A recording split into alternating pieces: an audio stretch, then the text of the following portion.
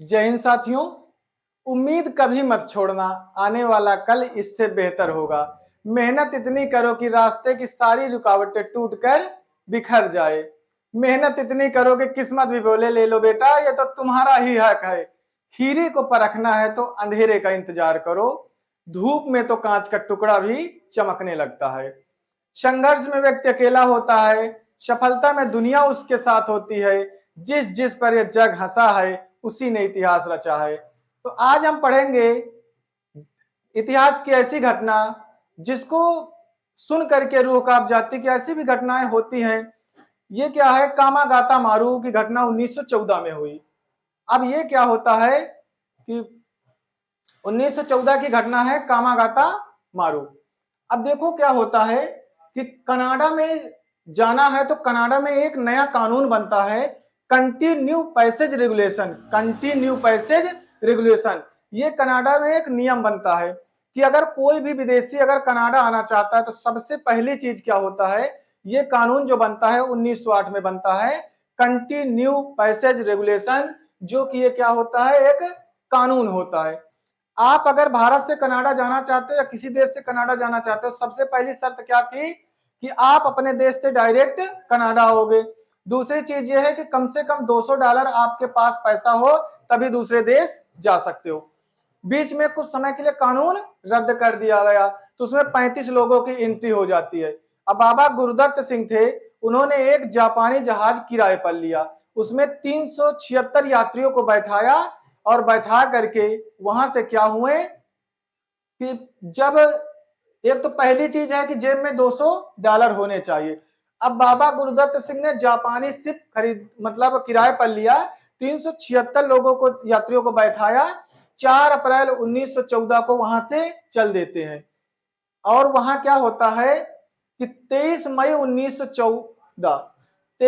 1914 को कनाडा के वैंकूवर एक स्थान पड़ता है, वैंकूवर पहुंचते हैं, वहीं शिप को रोक दिया जाता है, आगे एंट्री नहीं मिलती है।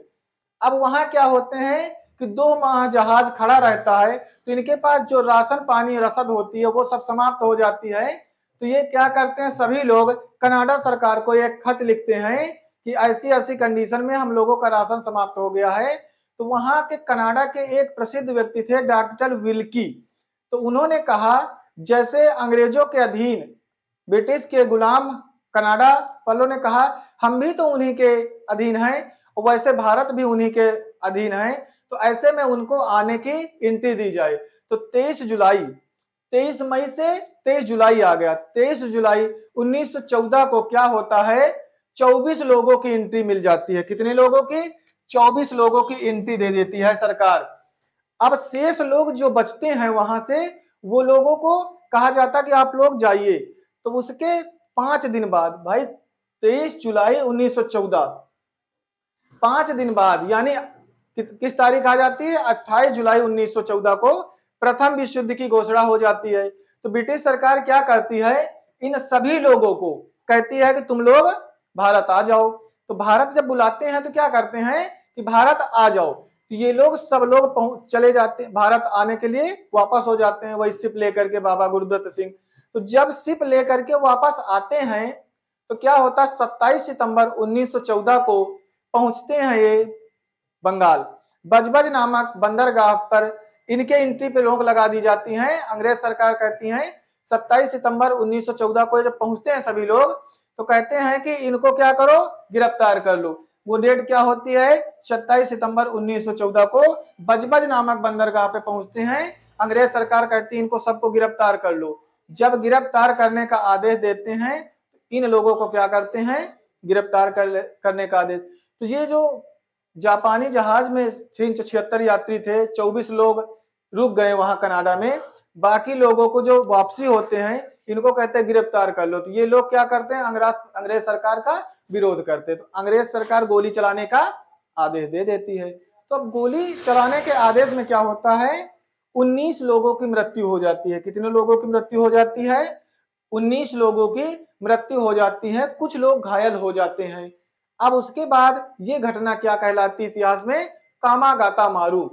कामागाता मारू की घटना, यही इतिहास की घटना है। बाबा गुरुदत्त सिंह ने एक जापानी शिप था, उसको किराए पर लिया, 376 यात्रियों को बैठाया और जा करके वैंकूवर कनाडा पहुंचते हैं। वहां उनके एंट्री पर रोक लगती है। 2 महीने बाद 23 जुलाई 1914 को एंट्री भी मिलती है। तो कितने लोगों को? मात्र 24 लोगों की एंट्री मिलती है। सभी लोग वापस आते हैं। अंग्रेज सरकार बुला लेती है भारत। बजबज नामक बंदरगाह पर 27 सितंबर 1914 को इनको गिरफ्तार करने का आदेश दे दिया जाता है। ये लोग विरोध करते हैं तो अंग्रेज सरकार क्या कहती है? गोली चलाने का आदेश दे देती है। तो 19 लोगों की मृत्यु हो जाती है, काफी मात्रा में लोग घायल हो जाती है। यह घटना इतिहास की क्या कहलाती है? कामागाता मारू की घटना।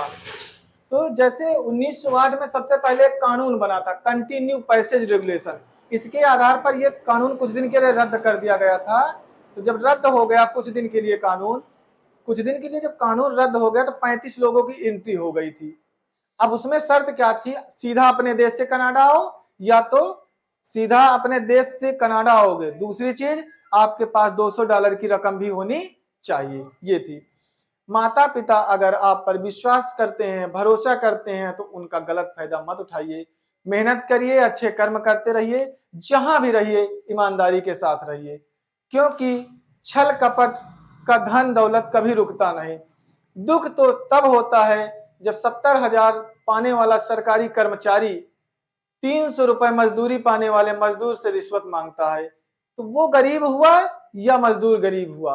क्योंकि आपका खर्चा जब उस पेमेंट से नहीं हो पाता है तो क्या गरीब की जो मजदूर की मेहनत की कमाई होगी उससे आपको पूरा हो जाएगा? इसलिए कहीं भी रहिए आप ईमानदारी और मेहनत के साथ कर्म करते रहिए ताकि लोग आपको याद करते रहें। शायद कुछ जाना नहीं है लेकिन समाज के लिए जो अच्छाइयां करके जाओगे वो जरूर जाएंगे।